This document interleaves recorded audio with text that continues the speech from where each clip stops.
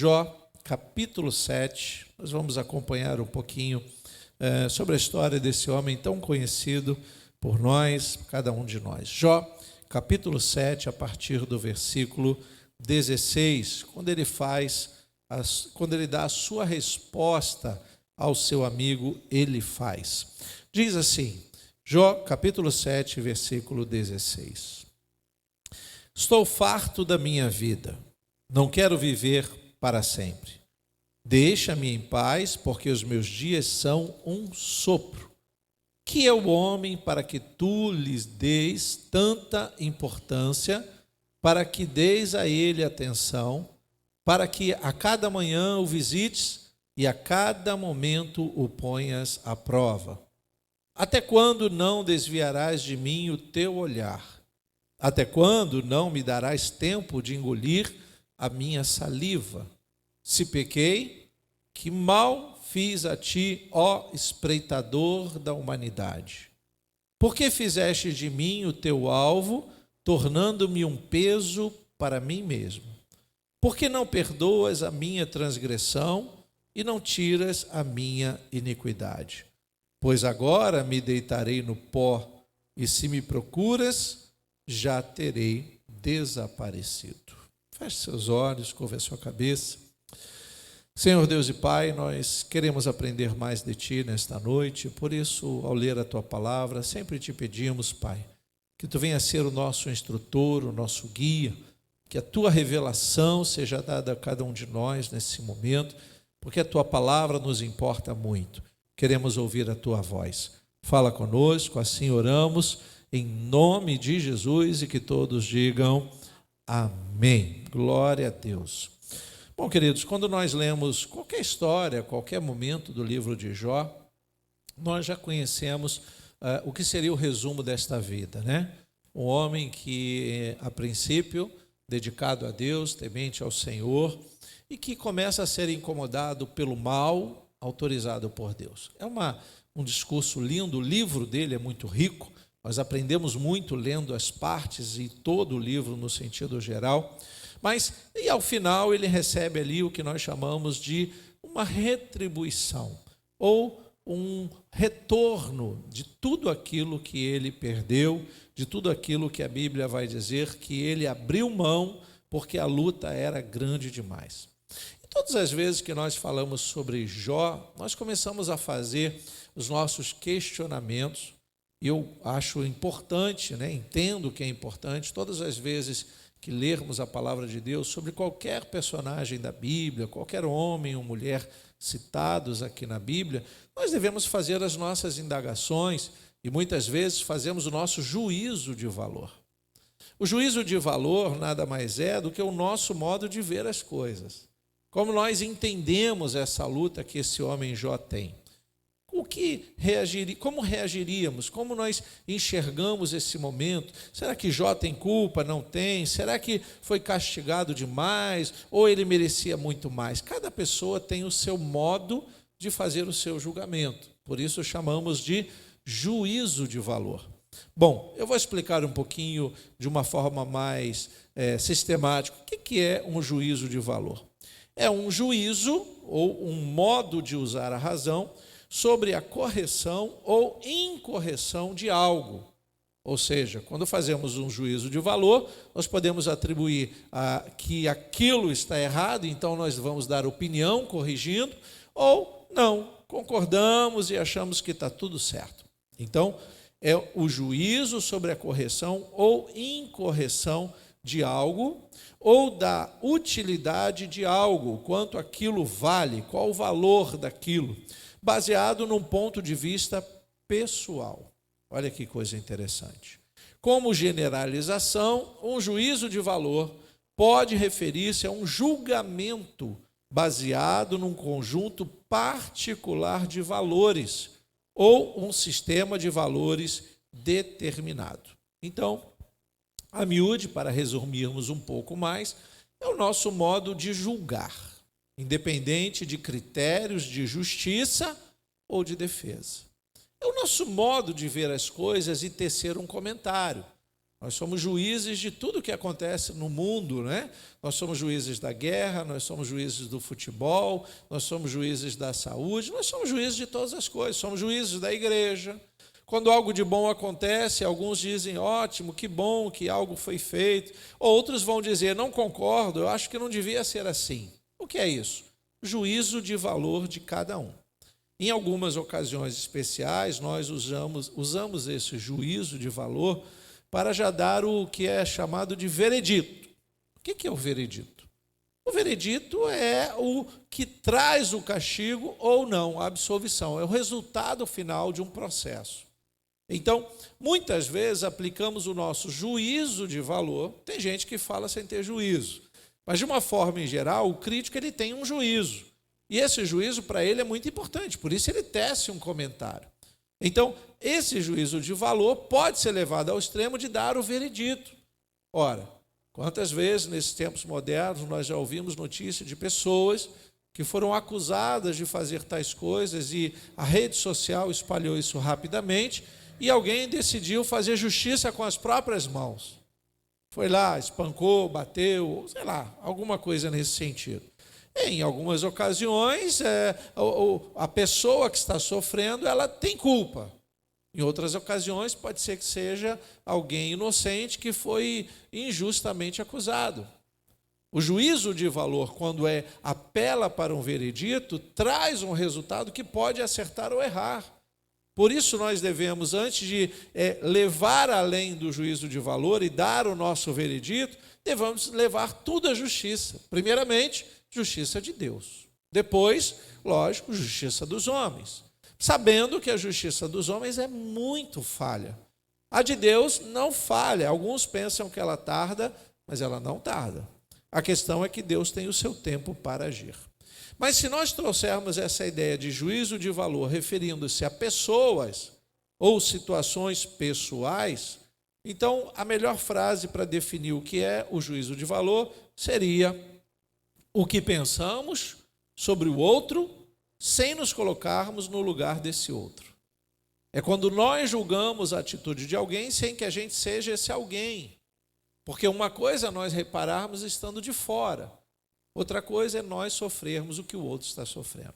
Então, o juízo de valor, ele vai trazendo valores a uma situação, a uma determinada pessoa. Bom, muitas vezes nós disparamos o juízo de valor quando nos deparamos com a história de Jó. Jó é um assunto muito bom, um tema muito propício para nós discutirmos a questão do juízo de valor. Quantos valorizam ou desvalorizam o que Jó viveu? Quantos acham que Jó sofreu demais, não merecia tamanho castigo? Outros vão dizer, mas ele teve culpa, e etc, etc, etc. As palavras que nós lemos aqui inicialmente, no texto que abrimos para ler, do capítulo 7, nós vamos ver que Jó é aquele homem que, num determinado momento, foi restituído por Deus em dobro. Então, o final da história de Jó, que nós conhecemos, é um homem que Deus decide abençoá-lo novamente, porque na primeira ocasião ele foi abençoado, por um acontecimento que a gente vai estudando e lendo e buscando respostas, ele perde o que ele tem. E aí nós começamos, no nosso juízo de valor, a abrir margem para o que muitos chamam de teoria da retribuição. O que seria a teoria da retribuição? Nos nossos ensinamentos primários sobre a nossa relação com Deus, muitos ainda pensam assim, e eu vou dar a Deus, porque no final Deus vai me dar. Alguns levam ao extremo de dizer, eu vou dar a Deus para que no final Deus me dê em dobro. E aí muitos oferecem-se a Deus também por interesse. Ao invés de agradecermos a Deus e termos um relacionamento com Deus, que nos deu tudo quando nós não valíamos nada, que morreu na cruz pelos pecadores, pense nisso. Os pecadores não haviam feito nada para agradar a Deus, e mesmo assim Deus se agradou para salvá-los. Colocou um projeto no seu coração chamado projeto de salvação. E aí ofereceu o seu próprio filho para morrer numa cruz para salvar aqueles que ninguém daria valor. E aí estamos falando de nós, os ímpios, os perdidos, os afastados de Deus. Então não devemos permitir que uma teoria de retribuição seja verdade na nossa vida. Nós devemos dar, oferecer, nos entregar a Deus, não porque Ele pode fazer lá na frente, mas pelo que Ele já fez lá atrás, pela sua entrega pela nossa vida. Então, devemos tomar cuidado com o nosso juízo de valor e anular essa teoria da retribuição. Muitos vão dizer que Jó dava a Deus esperando receber, por isso Deus no final devolve para ele. Queridos, Deus é Deus e Ele não depende daquilo que nós damos a Ele. Nós nos mantemos aliançados quando nós fazemos algo para Deus, para a sua casa, para a sua causa, para a pregação do Evangelho, mas não podemos fazer isso pensando nessa teoria de retribuição. Então, Deus restituiu a Jó, então vai restituir a mim também. Não pense nisso. Deus pode nos restituir, Deus pode dar até muito mais do que o inimigo nos roubou. O que nós não podemos fazer é dar esperando que Ele nos dê em troca. E o segundo momento, nós devemos pensar e tomar cuidado um pouquinho sobre um outro entendimento, um outro pensamento muito comum, que é conhecido como teologia da prosperidade. É quando nós semeamos esperando que nasça do fruto. Bom, se nós semeamos, logicamente, quem semeia espera que um fruto bom nasça, e muitos frutos nasçam. Mas escute, pode ser que a semente não vingue. Daí a sabedoria de Eclesiastes em dizer, lança a tua mão pela manhã e à noite não descansa, porque você não sabe qual semente vai prosperar. Então nós devemos viver uma vida de semeadura, sim, mas deixando que Deus dê o crescimento, o resultado, não é? Nós conhecemos o agronegócio brasileiro. Muitos são aqueles que sustentam famílias inteiras com os seus negócios. Mas é bem verdade que quando vem a chuva, a geada ou a seca, perde-se tudo que foi semeado. Então, nem sempre, não é? Normalmente nós fazemos uma semeadura e esperamos colher. Mas nem sempre. Eu não posso imaginar ou me permitir caminhar sobre uma teologia de prosperidade que vai dando margem para Deus agir. É aquele discurso de dê o dobro, que Deus vai te dar 4 vezes mais. Dê 4 vezes o que você está acostumado, você vai receber 8 vezes mais. Isso é uma teologia de prosperidade fajuta, irmãos. E nós estamos vivendo tempos difíceis em que as pessoas estão buscando Deus para receber algo, para prosperar. Ele é a prosperidade que nós precisamos e não o que vem dele. Ou nós olhamos para Deus e entendemos que é Ele quem nos sustenta, com a razão, com o trabalho, com o talento, tudo que Ele nos tem dado, ou nós vamos continuar nos aproximando dEle, esperando que Ele nos dê algo. E o tempo é cruel. Por isso muitos também desistem, porque não recebem aquilo que esperam. Bom, a verdade é que se nós pudéssemos fazer o nosso juízo de valor sobre Jó, nós faríamos o nosso julgamento muito arbitrário, principalmente pela resposta que ele dá, e o diálogo que ele está tendo aqui é com o amigo Elifaz. Nós sabemos que Jó tem pelo menos 3 amigos que vão ser registrados aqui no seu livro, Elifaz, Bildade e Zofar. Nesse caso, Jó está respondendo ao amigo, porque esse amigo é aquele que se aproxima de Jó para ouvir o que ele tem a dizer em sua defesa, porque ele já está mostrando as suas derrotas. Toda a sua riqueza foi jogada fora, ele perdeu a família, ele está doente, etc, etc.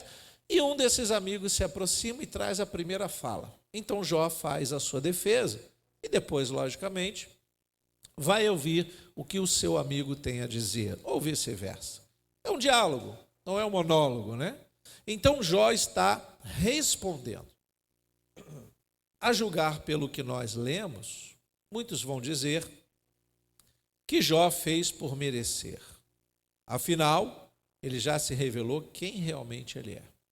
Ele é um homem que está se entregando à derrota da vida. Ele está quase que amaldiçoando o seu nascimento. Ele está revoltado com o que ele está vivendo, ele está em dúvida, ele está confuso. E esses amigos que nós citamos, os próprios amigos de Jó, são testemunhas do Jó fracassado. É bem provável que eles tivessem conhecido Jó no momento da fartura. Mas eles foram os amigos que restaram, porque a gente sabe que quando a gente está na fartura, nós temos muitos amigos. E quando farta tudo, quando faltam as coisas, poucos são os verdadeiros amigos que estarão do nosso lado.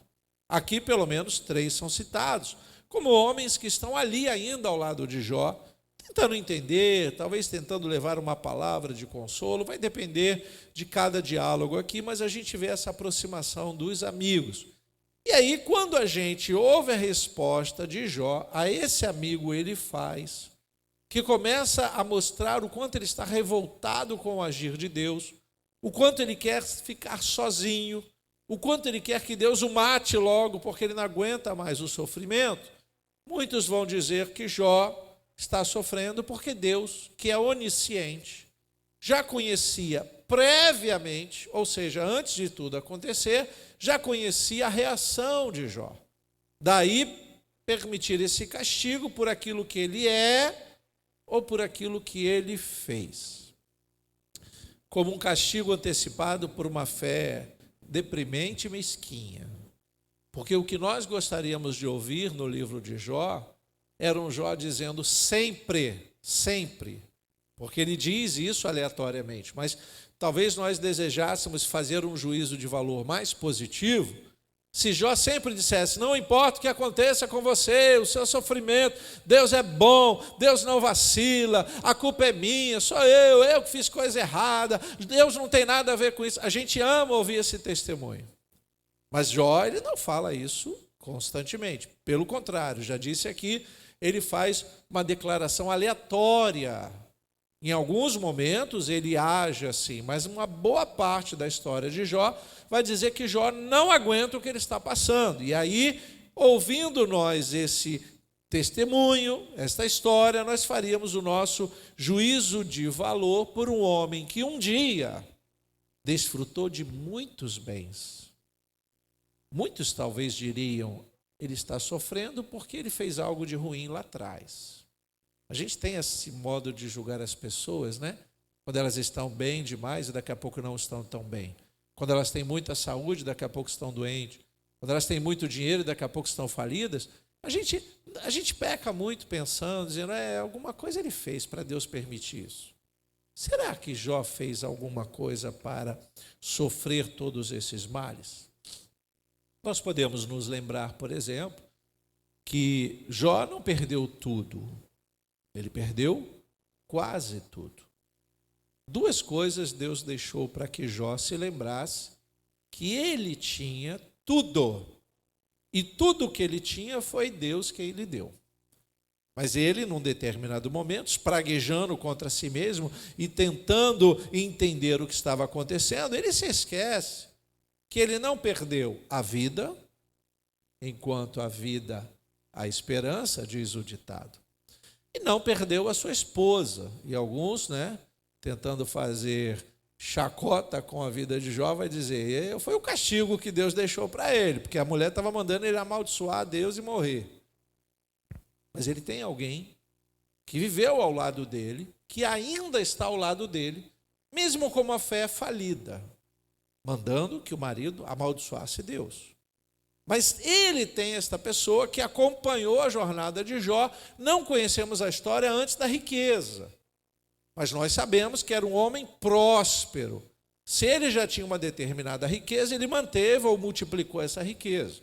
Mas não podemos dizer que ele era pobrezinho e ficou rico.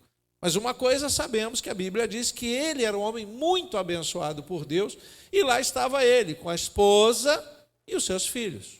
Num determinado momento, ele começa a perde muita coisa, mas não perde tudo, e logicamente é um homem saqueado por Satanás.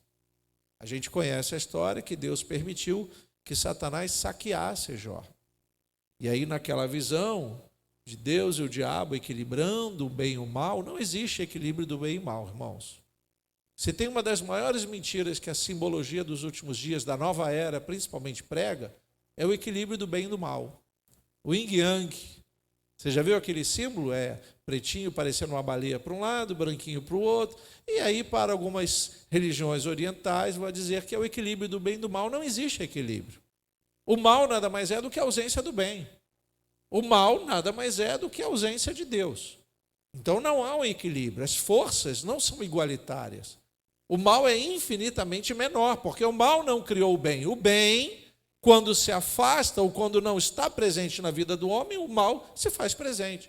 Então eles seriam para ocupar um lugar que deveria ser do bem sempre, e que muitas vezes é tratado como de igual para igual. Não é de igual para igual. No diálogo de Satanás e Deus, quem é Satanás? Uma criação de Deus. Então Deus é o Criador, toda a grandeza é dada a Deus. Posso ouvir um glória a Deus por isso? Deus é o Todo-Poderoso. O mal é o que vai ser explicado na Bíblia como a criatura que desejou a ausência de Deus. E a partir dali, nas suas precipitações, no seu modo de pensar, no seu desejo de usurpar o trono de Deus, desencadeou o mal que nós sabemos hoje, que vai ganhando um terreno no nosso mundo, porque não busca esse preenchimento de Deus. O coração do homem vazio, e aí os antigos já diziam que mente vazia, coração vazia, é a oficina do diabo. Porque deveria estar sendo preenchido com as coisas boas desta vida e principalmente as coisas boas que Deus nos ensina a ter. Então, essas perdas de Jó seriam mais que suficientes para qualquer um questionar Deus. Tá? No sentido de, Deus, por que eu estou passando por isso? Sempre fui fiel, eu sempre ajudei na igreja, eu sempre estive presente, eu sempre ajudei o próximo, eu nunca maltratei ninguém, não falo mal de ninguém, agora eu estou doente, estou falido, estou sem emprego, estou aborrecido com todos se aborrecem de mim. A gente começa a entrar nesses questionamentos e a gente inclui Deus como se ele tivesse parte de alguma culpa. Esse juízo de valor sobre a história de Jó pode ser um juízo de valor muito importante para a nossa história, queridos. Nós precisamos entender isso, porque muitos vão dizer, ei, aquele Deus que acampava os seus anjos ao nosso redor para não sofrermos tal e tal mal, cadê os anjos agora que foram embora e me chegou uma bala perdida, e a doença me abateu, e a tragédia aconteceu, e o carro capotou, cadê Deus que não viu, queridos? As nossas ações trazem reações que são propriamente nossas.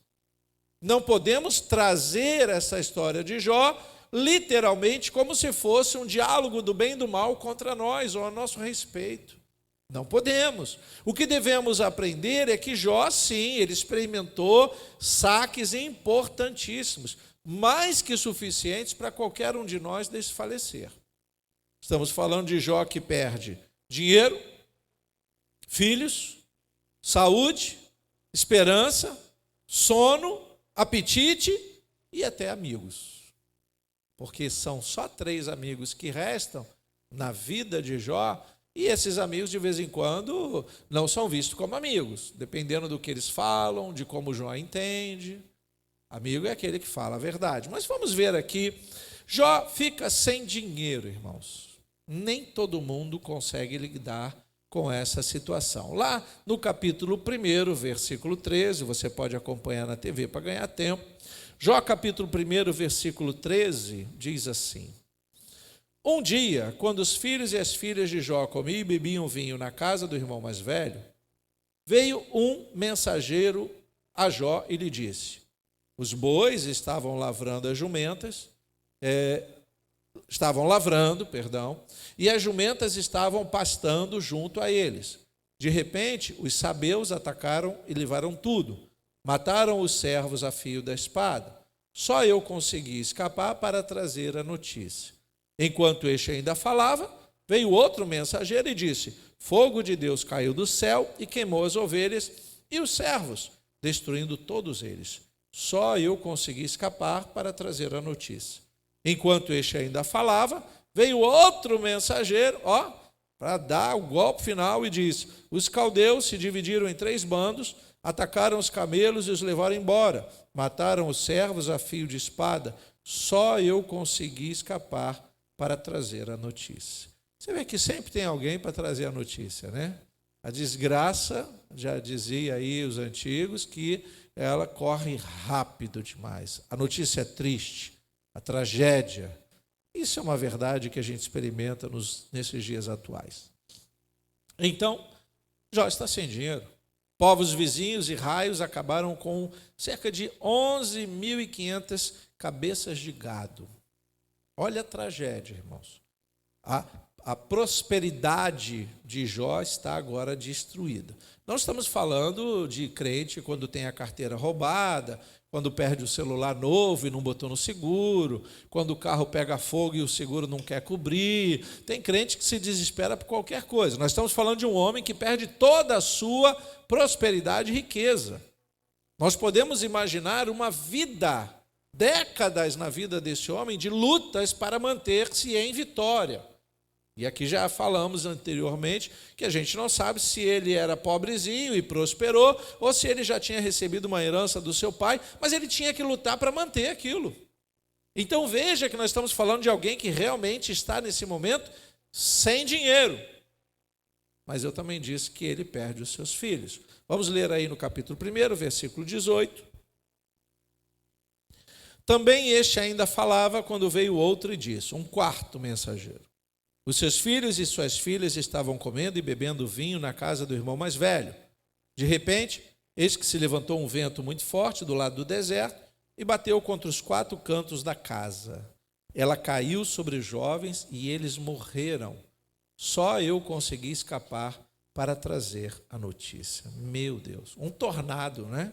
Uma desgraça, destruiu a casa, o telhado caiu, 10 soterrados. Todos os filhos de uma só vez. Pense nisso, queridos. Nós estamos falando de uma tragédia de proporções pequenas, né? E tão ruim quanto essa tragédia é o fato de sempre ter alguém se alimentando com as tragédias, divulgando e falando. Quanto juízo de valor lançaram sobre Jó? Seus vizinhos. Meu Deus, o que fez Jó com Deus para merecer tudo isso? Alguma coisa ele fez de errado. Olha o juízo de valor. Muitos precipitam o seu juízo de valor logo assim que recebem a notícia. Isso é comum de cada um de nós. Então, se perder um filho já é ou deve ser uma dor lastimável, que dirá todos de uma só vez. Por uma tragédia, que é pior. Não estamos falando de uma doença, né?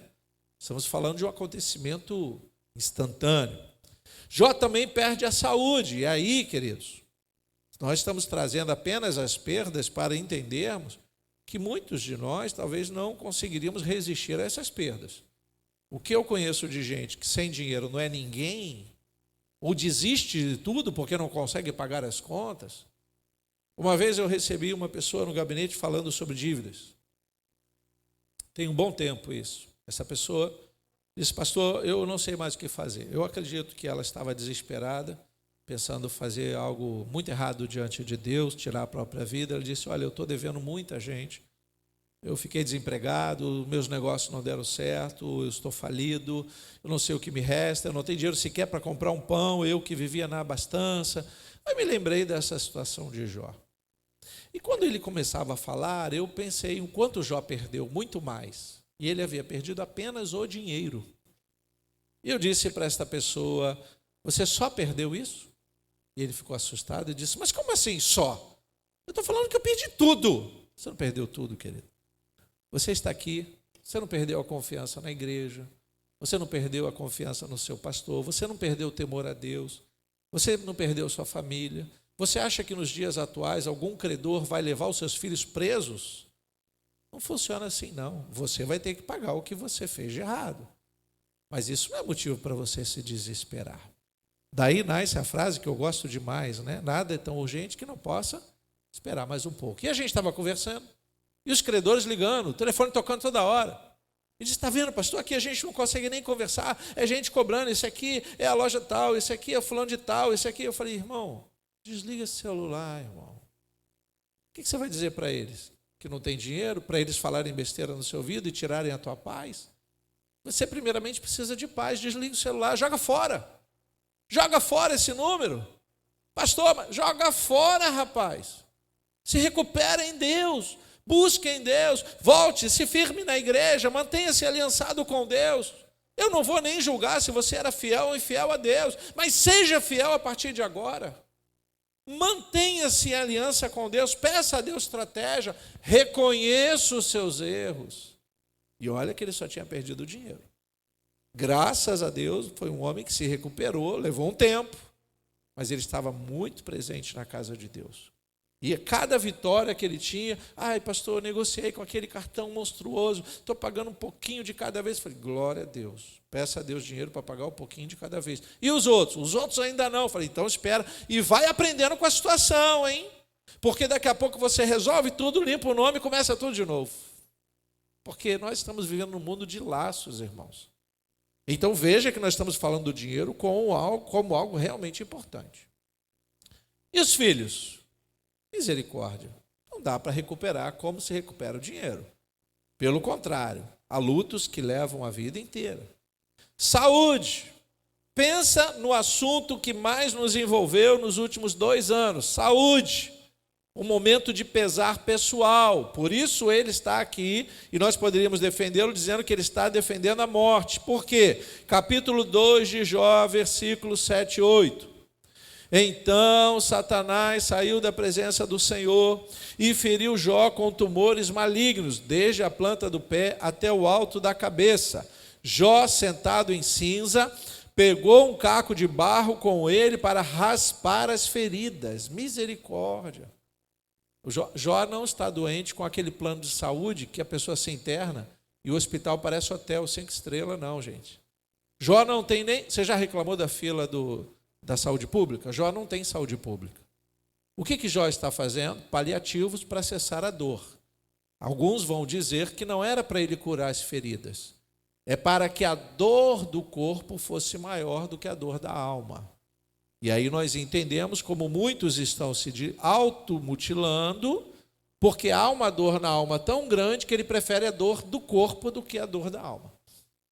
Então ele está sem saúde, no momento dificílimo da sua vida. Quero voltar aqui ao versículo 1, que Jó ainda guardava palavras sinceras de confiança ao Senhor. Quero ler já o capítulo 1, versículo 21, quando ele vai dizer... E disse, versículo 20, então Jó se levantou quando ouviu as notícias, rasgou o seu manto, rapou a cabeça, prostrou-se em terra e adorou. Ele está se curvando diante de Deus, se humilhando. Versículo 21, e disse, nu saí do ventre da minha mãe e nu voltarei. O Senhor o deu, o Senhor o tomou, bendito seja o nome do Senhor. Mas isso que ele está dizendo diz respeito às perdas dele. Não está dizendo ao que ele ainda vai passar. Porque até então, ele não é tocado na sua saúde. É aquela ideia que a gente tem, né? Se eu tiver saúde, o emprego eu consigo de novo. Se eu tiver saúde, eu vou trabalhar e reconquistar. Glória a Deus. Mas às vezes, nem a saúde resta. E aí, o que vamos fazer? Capítulo 21, versículo 22, capítulo 1, versículo 22. Em tudo isso, Jó não pecou, nem atribuiu a Deus falta alguma. Veja que quem está explicando a história de Jó está ressaltando que aqui tem uma fala importante que nós nunca podemos nos esquecer. Quem deu o que deu, quem deu o que você tem, quem deu capacidade para você ter o que você tem, foi Deus. E se foi Ele que deu, Ele tem o direito de tomar tudo de volta. Por que Ele não faz isso mesmo quando estamos errados? Porque a sua misericórdia dura para sempre. Você pode dizer glória a Deus por isso? Estamos debaixo da misericórdia de Deus. Porque se Deus pegasse de volta o que Ele nos deu quando nós errássemos, talvez não teríamos nada, nem a vida. Que dirá emprego, saúde, filhos, etc, etc, etc. Mas essa confiança de Jó, que faz com que ele diga, eu saí nu do ventre da minha mãe, nu voltarei, não vai durar por muito tempo. Porque o sofrimento dele é grande demais, querido. E aí, eu entendo que esta esposa, né, que está ao lado dele, que não pôde ser o ombro amigo, daí aparecer 3 amigos. Porque quando nós estamos sozinhos, é mais difícil resistir o dia mau. Devemos ter sempre alguém, devemos fazer amigos. Jesus declarou que até entre os iníquos nós devemos fazer amigos.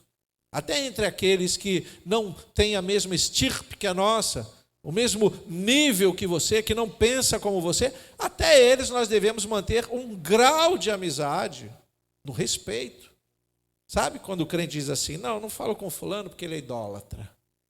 Não falo com fulano porque ele rouba, porque ele mata. Jesus disse, fazer amigos entre os iníquos. Que tipo de amizade? Não é a mesma amizade que vai para sua casa, vai comer com você, vai estar no meio que você vive. Mas é aquele que você vai dizer, olá, que Cristo te abençoe, tudo bem? Olha aí, é um nível de respeito, é uma amizade que vai se traduzir por respeito à distância. O que não podemos fazer juízo de valor precipitado sobre as pessoas, porque um dia elas estão assim, no outro dia pode ser que não estejam mais. A grande verdade, queridos, é que sozinhos nós não conseguimos. Precisamos sim do apoio. Aqui a esposa não está conseguindo ser a mesma esposa que era na bonança, porque quando ela vê Jó doente, é aí que ela blasfema e diz, amaldiçoa seu Deus e morre. Muitos vão dizer que ela não resistiu à perda dos filhos, ou não resistiu a não ir mais no cabeleireiro toda semana. E quando a mulher deixa de ir no cabeleireiro toda semana, é um problema sério, viu? Irmãos, isso é uma verdade. Você pensa que pastor não lida com essas coisas? Pois não, casal, qual é o problema? Pastor, meu marido é pão duro. Como assim? Ele não bota o pão dentro de casa? Ele bota, ele faz as compras, ele paga. Então, irmão, por que ele é pão? Porque ele não me dá o dinheiro toda semana para fazer o cabelo. Olha, briga de marido e mulher no gabinete é até engraçado, né? Marido, por que você de vez em quando não dá um dinheirinho? Pastor, eu dou, mas ela quer todo dia quase. O pastor tem que entender de tudo, né? Uma vez eu fui dar um conselho para uma irmã, ela ficou abismada. Pastor, como é que o senhor entende disso? Eu disse para ela assim, irmã, a situação era exatamente essa. A senhora está gastando muito, o marido está reclamando. A senhora está reclamando dele que ele não lhe dá o dinheiro para fazer tais coisas e nem lhe deixa trabalhar e coisas parecidas. Qual é a sua queixa? Porque eu tenho que ir. Se eu não lavasse louça, eu não teria minha unha destruída todo dia, toda semana. Eu falei, irmã, coloca uma unha postiça, irmã. Aí dei a dica pastoral de manicure. Vê se pode, irmãos. Até isso o pastor tem que entender. Irmã, bota uma unha postiça. Lava a louça, depois bota a unha. Vai lavar a louça, tira a unha, depois bota de novo. Não sei, tem que ter algum método. O que vocês não podem é ficar brigando por coisas que não valem a pena. Entende quando as pessoas criam sofrimento em situações que não tem menor motivo, gente? Aí eu vou logo para o 880, né? Vocês estão doentes? Estão com alguma doença terminal, os dois? Vocês estão falidos? Vocês estão devendo todo mundo? O que? Vocês estão sendo ameaçados de morte? Por que vocês estão brigando tanto? Não tem motivo. Veja como nós estamos fazendo o juízo de valor da nossa própria vida de forma errada, equivocada. Então Jó vai perdendo as esperanças, e aí a esperança deveria ser a última que precisava morrer, né? Capítulo 7 de Jó, versículos 6 a 8, diz assim. 7, versículos 6 a 8. Os meus dias são mais velozes do que a lançadeira do tecelão, e se findam sem esperança. Vê como é que ele está desesperançado. Lembra-te, ó Deus, de que a minha vida é um sopro. Os meus olhos não tornarão a ver a felicidade. Os olhos de quem agora me vê não me verão mais. Os teus olhos me procurarão, mas já terei desaparecido. Ele está acreditando que ele vai morrer logo. E aí, se tem uma coisa que bate no desespero, é quando estamos sem esperança. Olha aqui, redundância no que eu estou dizendo. Se nós não mantivermos a esperança em quem realmente pode nos renovar, nós entramos num desespero total e não acreditamos em mais nada. Começamos a olhar os nossos problemas como se fossem os maiores do mundo. Não é para você sair se comparando, quanto você ganha, quanto que o outro ganha. Você já parou para se comparar com um morador de rua? No último culto de homens, nós estivemos ali com um rapaz que estava sentado embaixo da ponte, e os homens foram lá, deram um churrasco para ele. Já pensou? E aí quem estava lá disse, pastor, eu tinha que ver ele falando, quanto tempo que eu não como um churrasco. Deus é bom comigo. Olha o homem falando isso, Deus é bom comigo. E os homens comendo churrasco, muitas vezes, reclamando, está pouco sal. Essa linguiça não é de primeira. Você entende como funciona a vida, queridos? Você entende? Nós não temos que ficar por aí nos comparando com quem tem mais ou menos, mas nós temos que olhar para os nossos sofrimentos e saber que há um resultado para tudo isso. O que está acontecendo aqui é que Jó já está tão sem esperança, e aí eu me lembro das palavras de Eclesiastes 1, coloca para nós, por favor. Eclesiastes 1, lá no capítulo 1, versículos 4 em diante. Olha o que diz o pregador, como é chamado o autor de Eclesiastes. Geração vai, geração vem, mas a terra permanece para sempre. O sol se levanta e o sol se põe e volta ao seu lugar, onde nasce de novo. O vento vai para o sul e faz o seu giro para o norte. Dá voltas e mais voltas e retorna aos seus circuitos. Ele está reparando tudo. Todos os rios correm para o mar e o mar não se enche. Ao lugar para onde correm os rios, para lá eles voltam a correr. Todas as coisas são canseiras tais que ninguém as pode exprimir. Os olhos não se fartam de ver, nem os ouvidos se enchem de ouvir. O que foi é o que há de ser. E o que se fez, isso se tornará a fazer.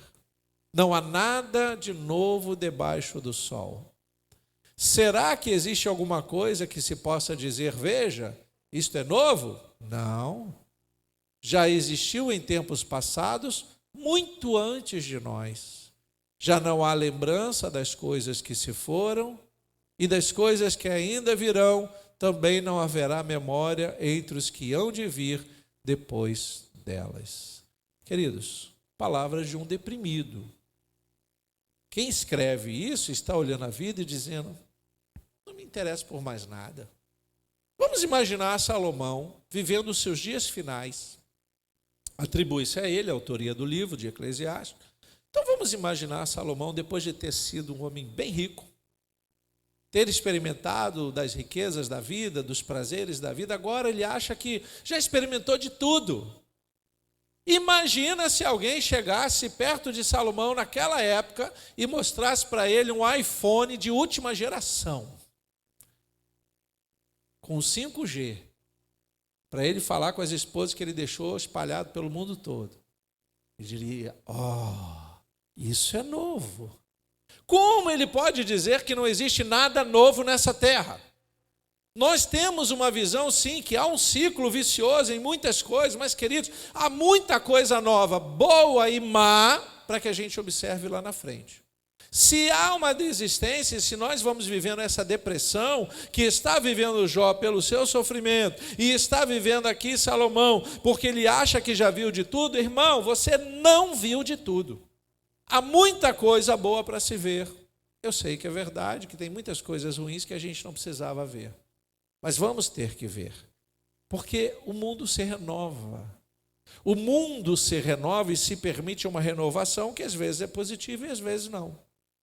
Mas se nós sairmos de Salomão e voltarmos a Jó, sabe o que está acontecendo? Jó está perdendo inclusive os sentidos. Porque se tem outra coisa que ele perde é o sono. Eu vou ler com você capítulo 7, versículo 4, Jó capítulo 7, versículo 4 e 5. Ao deitar me pergunto, quando me levantarei? Mas a noite é longa e estou farto de me virar na cama até o amanhecer.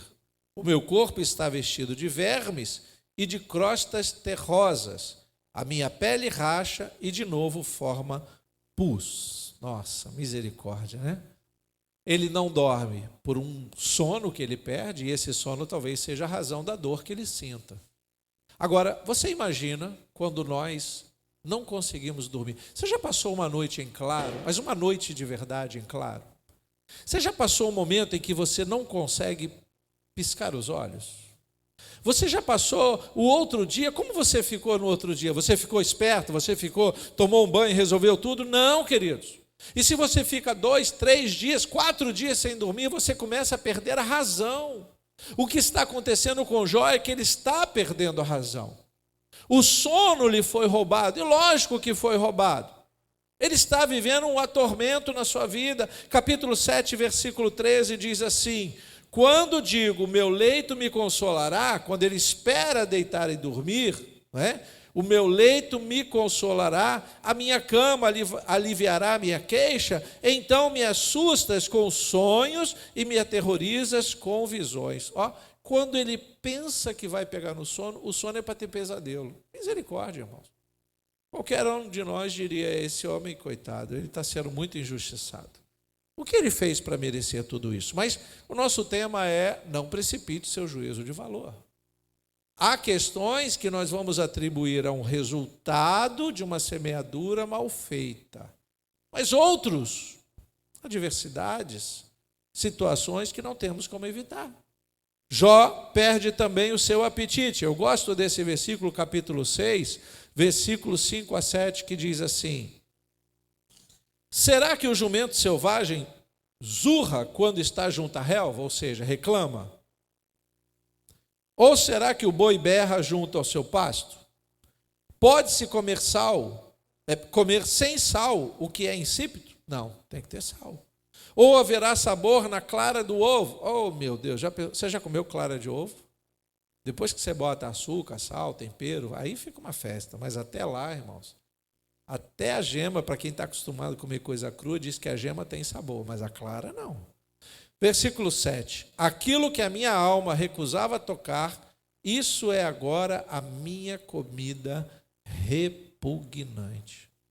Bom, aqui a gente poderia voltar a falar da saúde, mas não há necessidade. Mas, diria eu, antes a fome dos que nada têm, do que a falta de apetite dos que tudo possuem, mas não podem comer.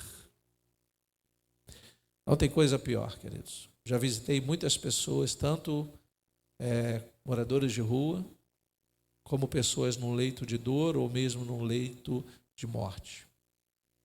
A tristeza maior é quando você está diante de pessoas que têm dinheiro para comprar tudo, mas nada passa a sua dor. Ou tem dinheiro para comer do melhor desta terra, mas não tem mais saúde para isso. Nós precisamos olhar o valor da vida sobre outro aspecto.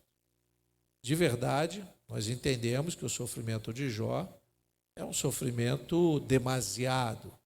Mas eu repito que nós não devemos ser precipitados no nosso juízo de valor. Por último, ele perde os seus amigos, e aí ele vai se sentindo solitário. Capítulo 6, versículo 13. Não encontro socorro em mim mesmo, foram afastados de mim os meus recursos. Veja como ele está sem valor para ele mesmo, mas ele, lógico, precisa dos amigos. Versículo 14, ao aflito deve o amigo mostrar compaixão, mesmo ao que abandonou o temor do Todo-Poderoso. Meus irmãos me enganaram, são como o ribeiro, como a torrente que transborda no vale, turvada com o gelo e com a neve que nela se esconde, torrente que seca quando o tempo aquece e que no calor desaparece do seu lugar. Ele está se questionando e dizendo, cadê os meus amigos? Cadê meus sobrinhos, meus primos, meus tios? Cadê a minha família que não morreu? Cadê aqueles que poderiam me dar uma palavra de consolo? Ele está se sentindo traído por todos.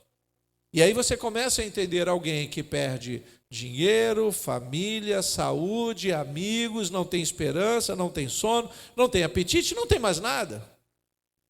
Um homem que é desprezado, agora é o ápice de tudo, até pelas crianças. Porque a gente sabe que a criança, quando está vivendo o seu momento inocente, a criança não vê maldade. Então, se você para ao lado de um morador de rua, por exemplo, e a criança vê que aí aquele homem precisa de pão, ela, na sua inocência, ela vai lá e dá o pão. Ela não conhece. Você vai dizer, ei, não se aproxima não, é um estranho, etc. Com cuidado, né? Mas a criança, na sua inocência, ela não despreza e não vê o valor que nós vemos. Esse é um perigo. Só que Jó, ele vai dizer no capítulo 19, versículo 18, coloca para nós, por favor. Até as crianças me desprezam e quando tento me levantar, zombam de mim.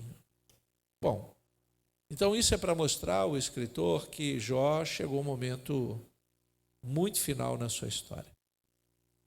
E aí pergunto eu, de tudo esse resumo que nós fizemos nesses minutos, o que você diria? É castigo merecido? Ou é um homem cheio de razão para desejar a morte? Antes que você faça o seu juízo de valor, coloque-se um pouquinho no lugar dele. Em qual dessas circunstâncias você resistiria? E qual o sofrimento? E não compare o seu com o dele, porque nós estamos falando de uma época diferente e de pessoas totalmente diferentes. Mas será que você desejaria o máximo para ser restituído?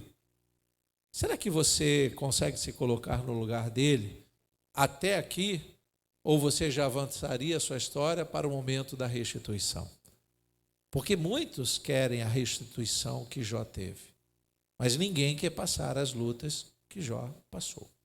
Ninguém quer vivenciar o problema. Ninguém quer suportar o suficiente. Pelo contrário, eu ouço palavras de desespero por coisas que não têm a menor condição de trazer desespero. Estamos muitas vezes com as palavras e ações que não deveriam ser ditas ou colocadas em prática, porque nós vamos acabando fazendo outras semeaduras muito ruins. O que Jó vai nos ensinando e que nós devemos aprender bastante? É que algumas palavras e ações, palavras ditas e ações praticadas na nossa vida, vão representar o resultado daquilo que nós nem esperamos. Porque Jó está vivendo um tempo e ele não imagina que vai viver o outro tempo. Lembra o que diz Lamentações 3, Jeremias? Coloca para nós, por favor, Lamentações 3. As misericórdias do Senhor são a causa de não sermos consumidos. Continua o versículo 23. Porque as suas misericórdias não têm fim. Você sabe por que Deus renovam-se a cada manhã? Você sabe por que Deus não aplaca sobre nós a sua ira, mesmo quando nós achamos que Ele vai nos castigar de vez? Não é apenas pelo efeito da graça, é pela misericórdia que está ainda à nossa disposição. Mas essa ideia de dizer que a misericórdia não tem fim, que é uma noção do tempo que nós temos de vida, não significa que ela vai perdurar depois que experimentarmos a morte. Porque aí não é mais misericórdia, e sim justiça. A justiça de Deus terá que ser feita. Os justos herdarão o reino dos céus. Aqueles que se envolvem nos pecados dessa vida não hão de querer herdar o reino de Deus. E aí nós vamos entender que a misericórdia, sim, tem um fim. Talvez ela acabe junto conosco, mas ela tem um fim. Essa ideia de não ter fim não ultrapassa esta vida. Jeremias escreve sobre isso e fala do momento que ele está vivendo. Então eu quero voltar a Jó para a gente encerrar e entender um pouquinho qual foi o momento que ele agradou a Deus, para que Deus pudesse, independente da culpa deste homem, retribuir e dar a ele o que ele sequer pediu de volta. Porque o questionamento de Jó era o que ele perdia, e não, Senhor, eu quero de volta. Tem uma canção que diz isso, né? Que ela vai se tornar herética. Eu quero de volta o que é meu. Quem somos nós para dizer isso para Deus? Você pode dizer isso para o diabo. Para Deus, não. Se Deus quiser, Ele nos dará muito mais do que pedimos ou que pensamos. Então eu vou voltar para o capítulo 1 de Jó e nos lembrar, trazer a memória. Jó se lembrou de Deus quando qualquer um de nós festejaria. Capítulo 1, versículo 5, só o comecinho diz assim. Quando se encerrava um ciclo de banquetes, Jó chamava os seus filhos e os santificava. Isso mostra que eles passavam as festas de fase em fase. As festas duravam dias, né, nos tempos antigos, principalmente entre os ricos. O que você faria no momento de muita abastança na sua vida? Ora, pastor, festejaria. Comeria do melhor, reuniria os amigos, a família, chamaria o Senhor para comer aquele filé mignon maravilhoso na minha casa. Sim, todos nós pensamos nisso. Mas como nós reagiríamos diante de Deus? Será que nós teríamos condição de parar o que estamos fazendo para nos lembrarmos de Deus e apresentarmos a Deus algo e ensinar para os nossos filhos? Certa vez eu disse para uma família que estava incomodada porque não podia ir mais à Disneylândia, por alguns motivos de família. E ela disse: pastor, estamos muito abalados, tínhamos um plano, queríamos entender por que Deus permitiu que os nossos planos não fossem à frente. E eles disseram, né, o casal junto com os filhos, eu disse: o que aconteceu? Eu disse: nós tínhamos tudo planejado, nós tiramos o passaporte, tinha dinheiro reservado, nós íamos à Disneylândia nos divertir, que mal há nisso? Eu disse: nada, há gosto para tudo, eu prefiro não ir para a Disneylândia. Mas se vocês amam o projeto, vão, se divirtam. O que está faltando? Não, houve um problema na família, nós vamos ter que agir. Eu disse: olha, só há problema na família em quem tem família. Você tem que parar de enxergar o problema acima do que realmente importa. Você está dando uma ênfase tão grande a uma viagem sem saber o que pode estar por vir. Você não parou para pensar que Deus pode estar nisso? Você não parou para entender que Deus pode estar te dando um livramento? Isso não é uma desculpa, não. O crente não deve ver desculpa, não. O ônibus atrasou o ônibus passou adiantado e eu perdi o ônibus. Ah, foi livramento de Deus. Mas se você perdeu o emprego chegando atrasado, é pior. Às vezes o ônibus passa adiantado, às vezes nós nos atrasamos. Então não misture as coisas. Veja que às vezes nós estamos tentando dar valor às coisas que não tem tanto valor assim. Tem projetos, queridos, que nós vamos realizar e outros esquece. Se nós não entendermos o que Deus tem para nós vamos ficar dando murro em ponta de faca. Jó foi grato a Deus no momento em que qualquer um de nós dormiria. Aí mesmo no capítulo 1, versículo 5, continuando. Levantava-se de madrugada e oferecia holocausto segundo o número de todos eles. Veja, enquanto a família está prosperando, os negócios estão muito bem, enquanto a saúde, enquanto há grandes festas e banquetes, o que Jó fazia? Dormia, bebia, se divertia? Não!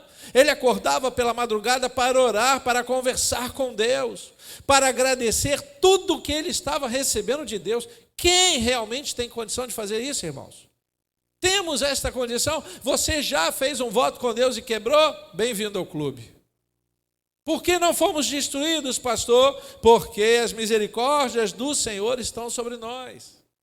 O que nós precisamos verdadeiramente é olhar para Jó e entender o que ele está dizendo e o que ele está fazendo vai ter um resultado lá na frente. Jó manteve comunhão com Deus quando qualquer um de nós se esqueceria de Deus. Aí mesmo no capítulo 5, capítulo 1, versículo 5, continuando. Pois Jó pensava assim: talvez os meus filhos tenham pecado e blasfemado contra Deus em seu coração. No momento em que Jó busca esta comunhão, ele está dizendo: eu jamais me esquecerei que nós temos que nos manter aliançados com Deus. Então ele podia pensar: meus filhos talvez tenham se esquecido, mas eu não me esquecerei. Eu vou buscar esta comunhão. Veja que isso vai ter um resultado interessante. Jó adorou a Deus no momento em que qualquer um de nós resmungaria. E já lemos capítulo 1, versículo 20, quando ele vai dizer: então Jó se levantou, rasgou o seu manto, rapou a cabeça, prostrou-se em terra e adorou. E disse: nu saí do ventre da minha mãe e nu voltarei. O Senhor o Deus e o Senhor o tomou. Bendito seja o nome do Senhor. Você pode dizer glória a Deus por isso? Que coração é esse, irmãos? Muitos iam dizer: mas esse homem não tem sangue? Ele acabou de perder a sua propriedade, perder a sua prosperidade, perdeu a sua família, os seus filhos morreram. Ele se volta para Deus e dá uma adoração. Isso aqui é chamado de adoração. Por que é chamado de adoração? Porque adoração não é quando nós chegamos a Deus, quando estamos bem e começamos a cantar louvores. Isso é uma adoração. Adoração sincera que Jesus disse para aquela mulher lá samaritana, que Deus procura os seus adoradores que o adorem em espírito e em verdade, é a adoração que nós declaramos a Deus quando não vai nada bem. É quando nós declaramos que confiamos em Deus, mesmo que pareça que Deus tenha nos abandonado. Essa é uma adoração sincera. Jó honrou a Deus no momento em que qualquer um de nós desonraria. Capítulo 2, versículo 9. Então a mulher dele disse: você ainda conserva a sua integridade? Amaldiçoe a Deus e morra. Mas Jó respondeu: você fala como uma doida. temos recebido de Deus o bem, por que não receberíamos também o mal? Em tudo isso, Jó não pecou com os seus lábios. Olha aí, queridos. Honrar a Deus acima de todas as coisas está aqui, ó. E aí você vai começar a entender por que Jó recebe o dobro. Aqui, neste modo da gente enxergar, eu quero ver ainda como Jó exalta a Deus no momento em que qualquer um de nós desacreditaria de Deus. E olha que eu estou vivendo hoje um tempo na igreja, indo para os meus quase 30 anos de conversão, nem tem mais conta, de pessoas que estão desonrando a Deus por bem pouco, que ainda tem família, tem saúde, tem alguma coisa e já está desonrando a Deus. Capítulo 42 de Jó. Então Jó respondeu, agora não ao amigo, mas ao Senhor, e disse: bem sei que tudo podes e nenhum dos teus planos pode ser frustrado. Tu perguntaste, quem é esse que sem conhecimento encobre os meus planos? Na verdade, falei do que eu não entendia, coisas que são maravilhosas demais para mim, coisas que eu não conhecia. Disseste, escuta, porque eu vou falar. Farei perguntas e você me responderá. Eu te conhecia só de ouvir, mas agora os meus olhos te veem. Por isso, me abomino e me arrependo no pó e na cinza. O que me chama a atenção é quando Jó diz que ele conhecia Deus só de ouvir falar. O crente, quando não experimenta um nível de sofrimento, não importa pequeno ou grande, ele ainda não conhece Deus. Porque se nós nos fazemos amigos de Deus, imediatamente temos que nos fazer inimigos desse mundo. E se somos inimigos desse mundo, devemos sofrer neste mundo. O crente que ainda não experimentou nenhum nível de sofrimento, por menor que seja, irmãos, não tem ainda experiência com Deus. Porque quando nós estamos debilitados, quebrados, falidos na fé, é nesse momento que nós temos que buscar forças em Deus. É nesta hora que nós precisamos ouvir o que Deus tem para nós. Daí eu começo a entender que essas foram as palavras e ações de Jó que trouxe uma retribuição. A retribuição que Jó recebe não é pelo que ele ofertou de madrugada, pelo que ele queimou no holocausto, ou pela ajuda que ele dava às pessoas fazendo boas obras. A retribuição está nas ações verdadeiras de Jó, para que ele pudesse ser aprovado. Todas as vezes que você passar uma prova, não diga tentação, mas prova, porque crente não é tentado, crente é provado. Pastor, mas eu não sofro tentação. O diabo vai o tempo todo buscar você. Ele vai o tempo todo buscar algo na sua fraqueza, mas ele não pode fazer nada sem permissão de Deus. Então, se Deus está permitindo, é Deus quem está provando você. Você pode dizer glória a Deus por isso? Para de dar crédito ao diabo a todas as coisas. Dizer, o diabo está furioso, ele sempre teve. A questão é que para ele tocar na sua vida, ele só pode fazer isso se você é lavado e remido no sangue do Cordeiro. Ele só faz isso se Deus permitir. Então não é tentação, é provação. E se você estiver sendo provado, seja provado por Deus. Capítulo 42, versículo 10 diz assim. Capítulo 42, versículo 10. O Senhor restaurou a sorte de Jó, quando este orou por quem? Pelos seus amigos. E o Senhor lhe deu o dobro de tudo o que tinha tido antes. Louvado seja o Senhor. Versículo 16. Depois disso, Jó viveu mais 140 anos e viu seus filhos e os filhos de seus filhos até a 4ª geração. Assim Jó morreu após uma longa velhice. Veja o que Deus deu a ele, que é no livro chamado de retribuição. Ele poderia ter tido tudo isso se ele continuasse próspero do mesmo jeito. Não é necessariamente uma retribuição, senão no sentido de dar aquilo que ele havia perdido. Por isso é chamado de retribuição. Mas eu diria, Deus deu sequência à história de um homem temente a ele. Veja que nós estamos tendo um ponto de vista meio distorcido. Não faça um juízo de valor sem antes conhecer a história.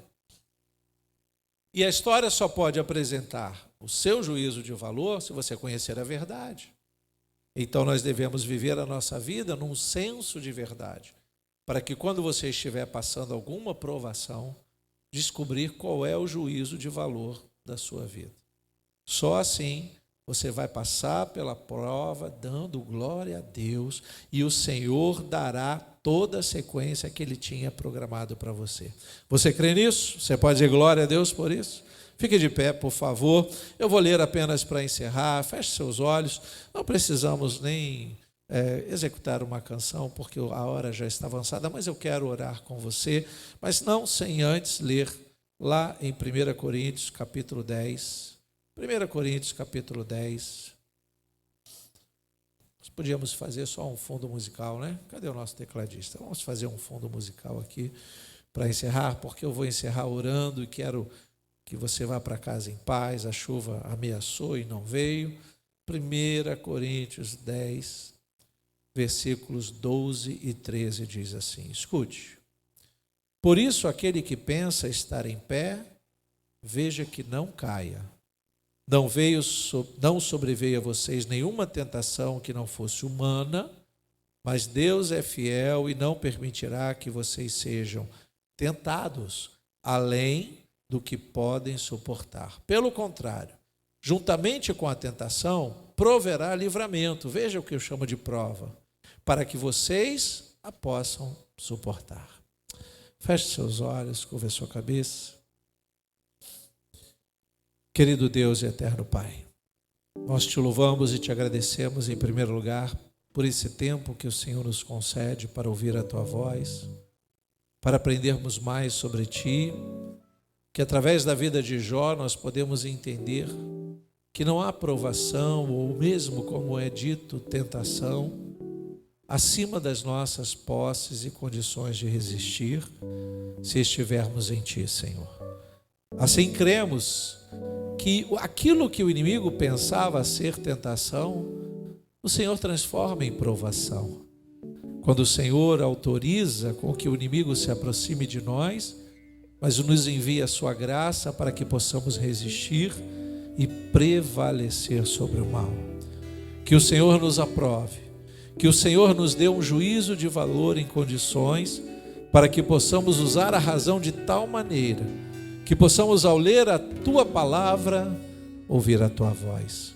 De tal maneira que, ao passar pelas lutas da nossa vida, possamos entender que o Senhor está trabalhando a nosso favor. Em nome de Jesus nós oramos e que todos digam amém.